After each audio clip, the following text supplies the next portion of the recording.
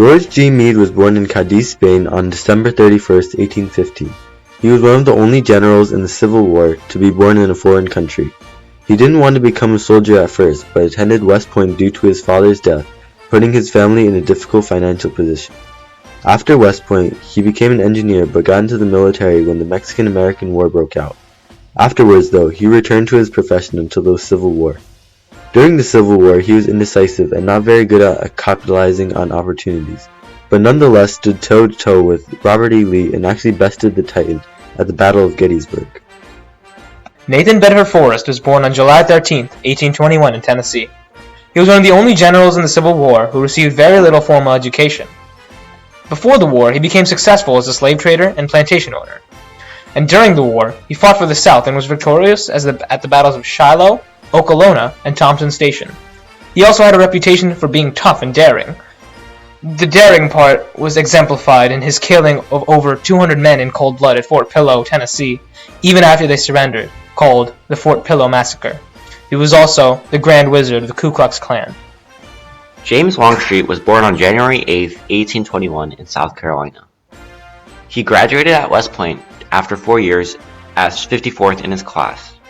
He wasn't the brightest in his class, but he became acquaintances with rising hopefuls such as Grant and George Thomas. He served in the Mexican-American War and gained a reputation for bravery. He was injured during the war and worked off the battlefield during this war. He also served as a Southern general during the Civil War and was known for his coolness under fire. Zachary Taylor was born on November 24, 1784. He served in the Army on the Western Front of the United States. He commanded troops in the Black Hawk and Second Seminole War, and he had a reputation for having a rugged appearance and was thus named Old Rough and Ready. During the Mexican-American War, his daring attitude scored him victories at Buena Vista, where he ignored orders from President Polk and defeated a Mexican army 3 times the size of his own. He was also the second president to die in office after suffering from infectious diarrhea. Sheridan was born on March 6, 1831 in Albany, New York. He was accepted into West Point Academy in 1848 and graduated after 5 years due to a suspension over a misdemeanor. He rose prominently in rank during the Civil War and commanded the 2nd Michigan Cavalry for the North. He was noticed by Grant and was put in charge of the Potomac Army Cavalry and the Shenandoah Valley Campaign, which tried to destroy the Confederate food supply and succeeded. In 1864, Sheridan's men were caught off guard by a Southern ambush in Cedars Creek. He rallied his troops and launched a counterattack to fend off Confederates, which earned the Union a victory. In 1865, General Grant ordered Sheridan to capture the railroad known as Five Forks as part of his plan to end the Civil War.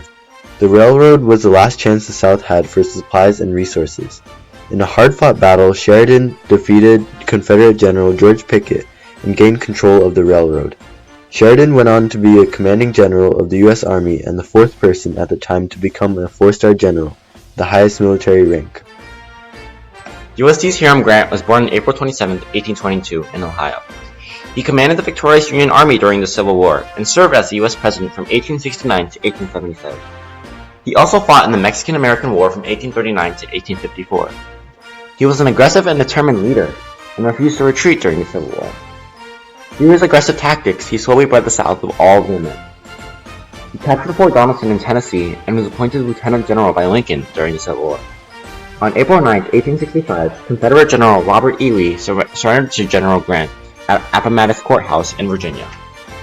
William Tecumseh Sherman was born on February 8, 1820 in Ohio. His father died when he was 9, so he was raised by a family friend and Ohio Senator, Thomas Ewing. He graduated 6th in his class at West Point and served in the Mexican-American War as an executive officer in California for 16 years. He worked with Grant throughout the Civil War and was appointed by him as the general of the Western Forces. He beat General Joseph Johnston and John Hood, but was most notable for his march, taking Atlanta and Savannah and then marching through the Carolinas. Through his marches, he terrorized citizens by razing cities and burning property, and this lowered Confederate morale and hastened the end of the war. As you could guess, he was deeply hated in the South. Thomas Jackson was born on January 21, 1824, in West Virginia. His father and sister died early on because of disease, and Jackson was sent to live with relatives. He was sent to West Point and graduated 17th in his class. From there, he served in the Mexican-American War under Winfield Scott. During the Civil War, he earned the name Stonewall Jackson when one of his generals noted that he stood like a stone wall. Stonewall Jackson was head of the Stonewall Brigade, a highly skilled military unit, and won at the Second Battle of Bull Run, the Battle of Fredericksburg, and Chancellorsville. Jackson was known for his bravery and discipline, but he died early on during the war due to friendly fire. Robert E. Lee was born on January 19, 1807 in Virginia to Henry Lighthorse Lee and Anne Hill Carter Lee. He was educated at West Point and was the top of his class, second in 42. He was most noted for his performance as Confederate general during the Civil War, his work during the Mexican-American War, as well as his raid on Harper's Ferry. He was actually recruited on both sides before the Civil War by Jefferson Davis and Abraham Lincoln, but he decided he would not fire upon his own Virginians, so he took the Confederate offer. Although he had a very good win-loss record, his willingness to take risks cost him and the South the Civil War through Pickett's Charge, where his army could not sustain such heavy losses, and this snowballed into the loss of the Civil War. Winfield Scott was born on June 13, 1786. He attended the College of William and Mary and was the colonel in the War of 1812. He also served in the Mexican-American War and was in charge of the Southern Front.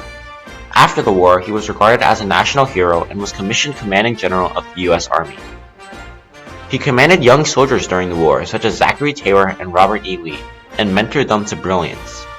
He captured Mexico City to end the Mexican-American War as a win for the United States.